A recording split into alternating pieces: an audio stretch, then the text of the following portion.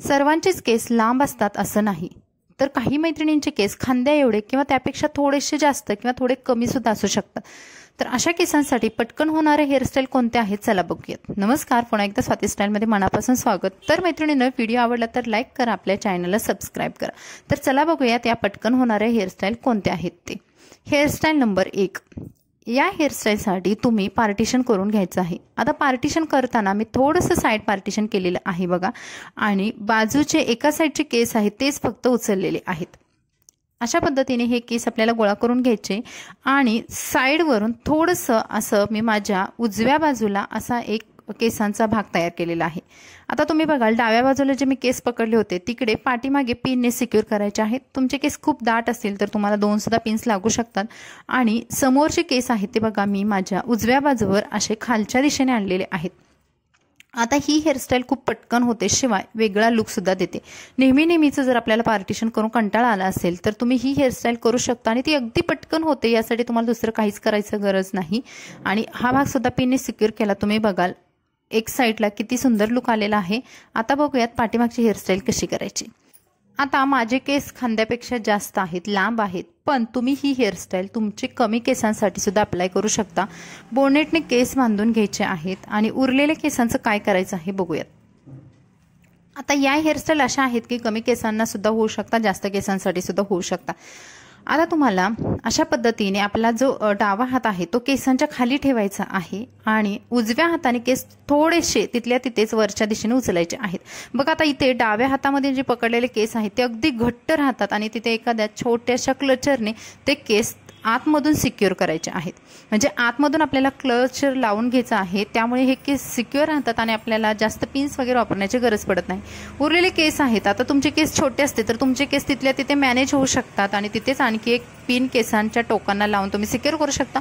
लांब असतील तर जेवढा तुम्हाला रोल करता येतील पूर्ण केस तेवढे रोल करायचे आहेत आणि केसांच्या टोकाला इथे एक पिन लावायचे आहे. आता माझा पूर्ण एक रोल आलेला आहे. तुमचा अर्धा सुद्धा येऊ शकतो किंवा अगदीच तिथल्या तिथे छोटेसे केस सुद्धा येऊ शकतात, पण तुम्हाला शेवटी एक पिन लावायची आहे आणि अशा पद्धतीने तुम्ही बन किंवा आंबाडा तयार करू शकता. आता बघा होणारा पटकन आंबाडा हा किती सोपा आहे की नाही. तुम्ही अगदी इझिली 1 ते 2 मिनिटाच्या आत हा आंबाडा करू शकता आणि तुमची हेअरस्टाईल डेकोरेट करू शकता. आता इथे जर तुम्ही अगदीच मोठे गजरे वापरले तर हा आंबाडाचा जो लुक आहे तो पाठीमाग कसा दिसतो हा व्यवस्थित समजणार नाही. तर तुम्ही छोटेसे ब्रॉच किंवा छोटे छोटे नाजूक असे जर काही गजरे वापरले तरी तुमचा जो मागचा लुक आहे तो प्रॉपर दिसतो आणि हा झालेला आहे आपला समोरचा लुक. आता बघूयात हेअरस्टाईल नंबर 2. हेअरस्टाईल नंबर 2 सुद्धा अगदी पटकन होते. ज्या मैत्रिणींना खूप पार्टिशन करायचीच हेअरस्टाईल आवड आहे किंवा ज्यांना काठपदरच्या साड्या आहेत, सिल्क साड्या आहेत, त्यांना समोरून पार्टिशन करायचं आहे किंवा ज्यांनी खूप महाराष्ट्रीयन लुक केलेला आहे तर त्या अशा पद्धतीने पार्टिशन करू शकतात. जर तुमचे समोरचे केस पातळ असतील किंवा खूप छोटे झाले असतील तर तुम्ही अशा पद्धतीने केसांना बाउन्स आणू शकता. नॅचरली काय करायचं, केस असे पकडायचे आणि पाठीमागून कोंब करायचं आहे, म्हणजे विंचरून घ्यायचे, म्हणजे बॅक कोम्बिंग करून घ्यायचं. त्यामुळे केसांना थोडासा फुगीरपणा भेटतो. व्हिडिओत दाखवल्याप्रमाणे तुम्ही करू शकता आणि त्यानंतर असे रोल करून घ्या. मग हे रोल आहेत ते फुगीर येतात, उंच येतात, त्यामुळे समोरून केसांच्या कमाने आहेत ते सुंदर अप्रतिम दिसायला लागतात. तुम्ही बघाल आता अशा पद्धतीने बघा माझे केस सुद्धा समोरचे थोडे पातळ आहेत तरी सुद्धा बॅक कोम्बिंग केल्यामुळे तुम्ही अशा पद्धतीने तुमचे जे समोरचे रोल आहे ते उंच बनवू शकता आणि जास्त जाडसर दाखवू शकता.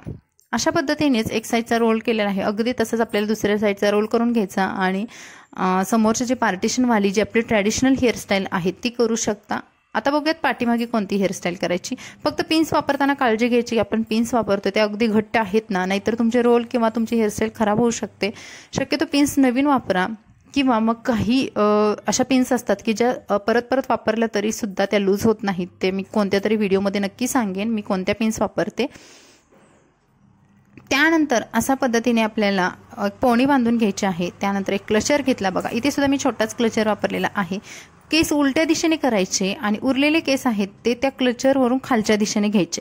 आता केस छोटे असतील तरी सुद्धा तुम्ही ही प्रोसेस करू शकता. आता माझे केस थोडे मोठे आहेत तरी मी बघा तिथेच फोल्ड करत आहे, कारण केस मोठे असो किंवा छोटे आपल्याला जो उरलेल्या केसांचा भाग आहे तो फोल्ड करायचा आहे. त्यामुळे छोटे केस असतील तरी सुद्धा तुम्ही छोटा फोल्ड होईल तुमचा, मोठे असतील तर जास्त मोठा होईल, पण फोल्ड करून तो क्लचर आणि आपण बांधलेला जो बोनट आहे तो आपल्याला तिथे झाकून घ्यायचा आहे.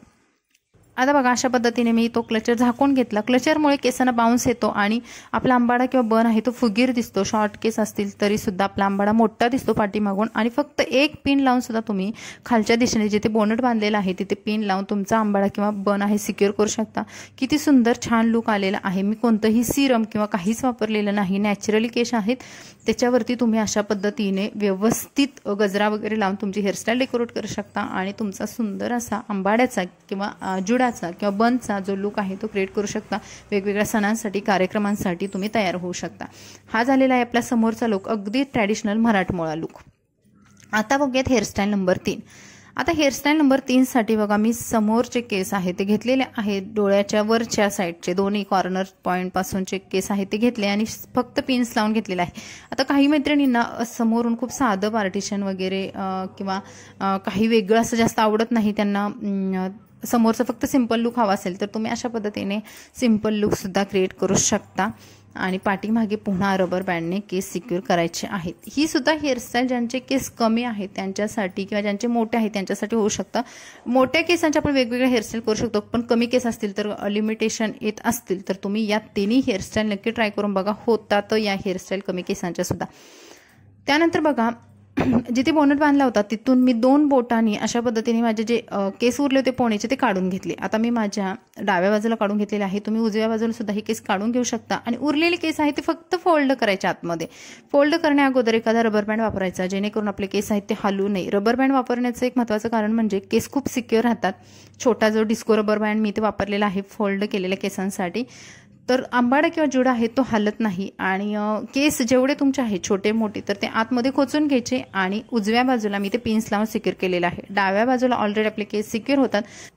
डाव्या बाजूला मी एकही पिन लावलेली नाही, केस ऑलरेडी टाईट झाल्यामुळे सिक्युअर झालेले आहेत. आणि ही आपली झालेली आहे 3rd नंबरची हेअरस्टाईल. आता बघाल तुम्ही छोट्या केसांसाठी सुद्धा ही हेअरस्टाईल तितकी सोपी आहे, पटकन होणारे आहे. या हेअरस्टाईलला जर तुमचे केस छोटे असतील, पातळ असतील आणि हेअरस्टाईल मोठी दिसत नसेल तर तुम्ही असं गजरा घ्या एखादा मोठा, त्याचे 1 ते 2 पदर करा आणि खालच्या साईडवरून वरच्या दिशेकडे जा, जेणेकरून तुमचा आंबाडा जुडा बन आहे तो खूप मोठा आणि छान पसरट दिसेल.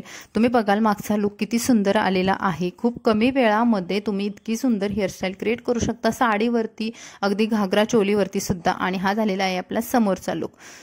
तर मैत्रिणींनो, आपण बघितल्या या 3 सोप्या हेअरस्टाईल ज्या खूप पटकन होतात. ज्यांचे केस खांदे एवढे आहेत, ज्यांचे थोडे मोठे आहेत किंवा त्यापेक्षा सुद्धा छोटे आहेत त्यांच्यासाठी या हेअरस्टाईल होत्या.